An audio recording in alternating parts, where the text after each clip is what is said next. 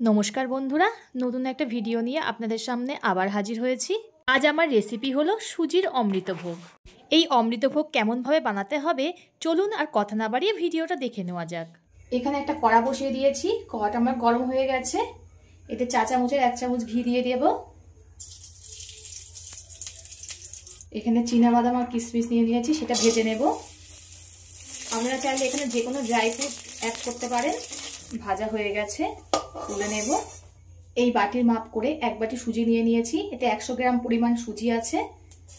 এবার এটাকে ভেজে নেব, একটু হালকা লাল লাল করে ভেজে নেব। সুজিটা হালকা লাল লাল করে ভাজা হয়ে গেছে, এবার নামিয়ে নেব। ওই কড়ার মধ্যে 1 লিটার গরুর দুধ নিয়ে নিয়েছি, সেটা দিয়ে দেব। দুধটাকে একটু ভালো করে ফুটিয়ে নেব। দুধটাকে একটু ঘন করে জাল দিয়ে নেব, তাহলে পায়েসটা দারুণ লাগবে খেতে। আমাদের চ্যানেলে নতুন হয়ে থাকলে চ্যানেলটিকে সাবস্ক্রাইব করে আমাদের পাশে থাকবেন। দুধের মধ্যে দিয়ে দেব স্বাদ মতো লবণ, 200 গ্রাম লাল বাতাসা দিয়ে দিলাম। পায়েস জিনিসটা বাতাসা দিয়ে করলে কালারটা ভালো আসে। দেখুন কত সুন্দর কালার এসে যাচ্ছে। বাতাসাটা গলে গেছে, এবার ভেজে রাখা বাদাম আর কিশমিশটা দিয়ে দেব। দুধটাও ঘন হয়ে এসছে, এবার ভেজে রাখা সুজিটা দিয়ে দেব।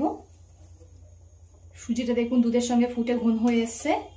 ঠিক এমন পাতলাভাবে একটু নামিয়ে নেব। এইভাবে বাড়িতে একবার ট্রাই করে দেখবেন, দারুণ লাগে। ভিডিওটা ভালো লাগলে লাইক ও শেয়ার করে দেবেন এবং কমেন্ট করে জানাবেন আপনাদের মতামত। এবার আমি নামিয়ে নেব।